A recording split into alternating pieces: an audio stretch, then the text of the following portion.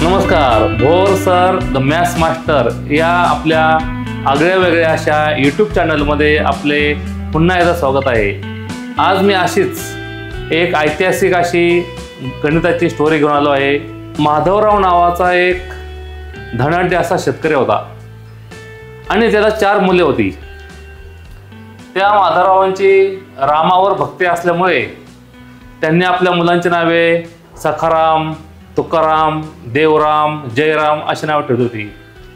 आणि काही काळाने माधवरावांचं आणि त्यांच्या पत्नीचं निधन झालं. 4ही भावांनी जमीन आपापली वाटून घेतली आणि त्या 4 भावांच्या मध्ये एक सामायिक अशी विहीर होती आणि त्या विहिरीच्या कडेला 4 झाडे होती. साधारणतः पत्नीच्या त्या माधवरावांच्या पत्नीच्या निधनानंतर 1 महिन्याने माधवरावांची पत्नी म्हणजेच त्या 4 मुलांची आई त्यांच्या स्वप्नामध्ये गेली आणि म्हणाली की ही 4 झाडे तुम्ही प्रत्येकाने वाटून घ्या आणि आपापल्या बांधावर लावून टाका.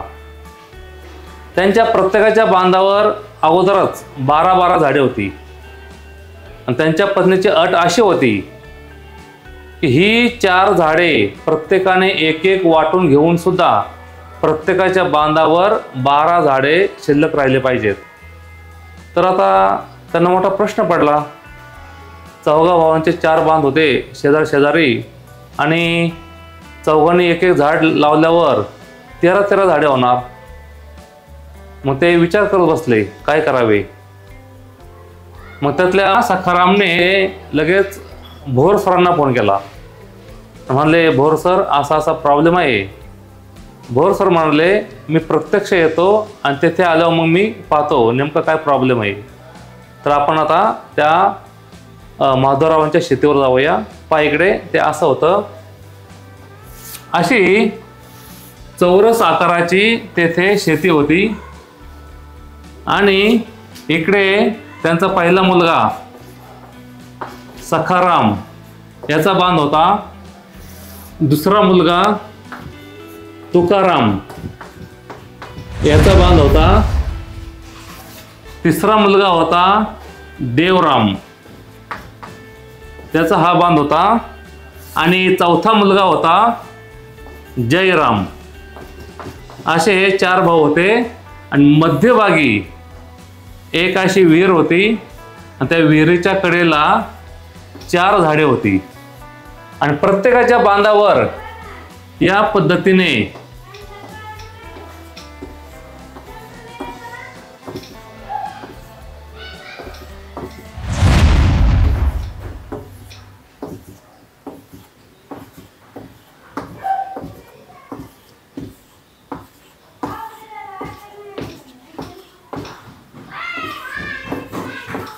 अशा रीतीने प्रत्येकाच्या बांधावर 12 अशी झाडे होती.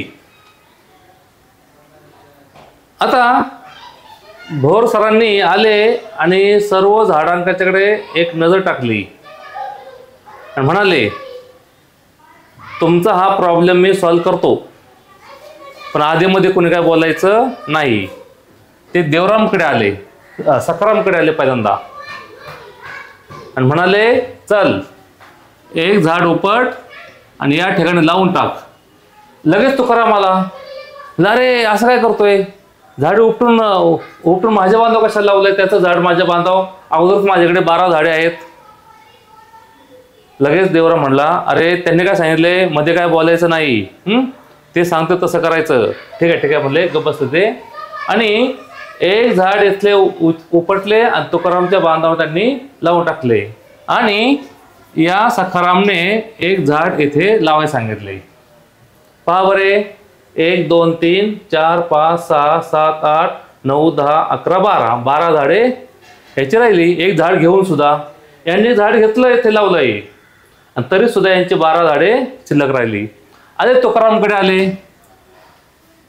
आले म्हणले चल हे झाड उपट आणि इथे देवरामच्या बांधावर लावून टाक आणि तुला एक झाड इथे घेऊन टाक. पाहता 3 4 5 6 7 8 9 10 11 12 झाडे झाली. आले देवरामकडे म्हणलं चल तुझ्या बांधावरचं हे झाड उपट आणि जयरामच्या बांधावर लावून टाक आणि तुला एक झाड घेऊन टाक. झाडे मोजा. 3 4 5 6 7 8 9 10 11 12 झाली. जयरामकडे आले. चल म्हणले तुझ्या बांधावरचं एक झाड उपट आणि सखारामच्या बांधावर लावून टाक आणि चल एक झाड घेऊन टाक. झाडे मोजली. 1 2 3 4 5 6 7 8 9 10 11 12 झाली. सर्वांना एक एक झाड देऊन सुद्धा प्रत्येकाच्या बांधावर 4 4 झाडे शिल्लक राहिली. ते 12 12 झाडे शिल्लक राहिली. आता प्रश्न असा आहे की तो प्रश्न पूर्णपणे मिटला त्यांचा. पण 1 महिना झाला. 1 महिन्याने त्या ठिकाणी परत 4 झाडे आली आणि त्या चौघांची आई परत स्वप्नामध्ये आली. म्हणाले, अरे तुम्हाला स्वतःची बुद्धी आहे की नाही? तुम्ही भोर सरांना कशाला बोलावलं? तुम्ही स्वतःच्या बुद्धीने झाडे लावायला पाहिजे होती ना.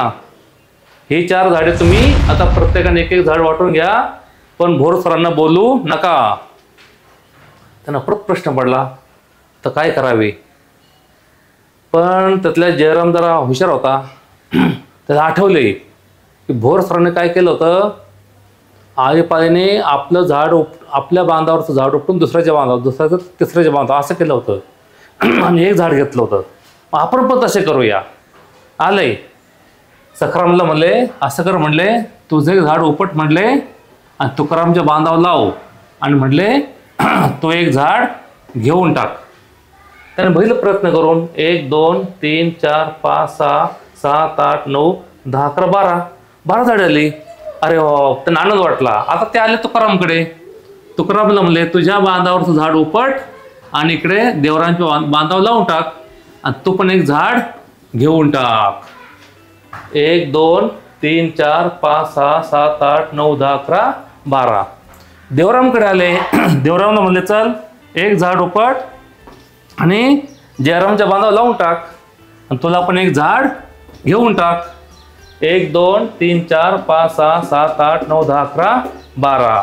जयरामला म्हणले, तुझ्या बांधावरचं हे झाड उपट आणि सखारामच्या बांधावर लावून टाक आणि तुला हे झाड शेवटचं घेऊन टाक. 1 2 3 4 5 6 7 8 9 10 11 12.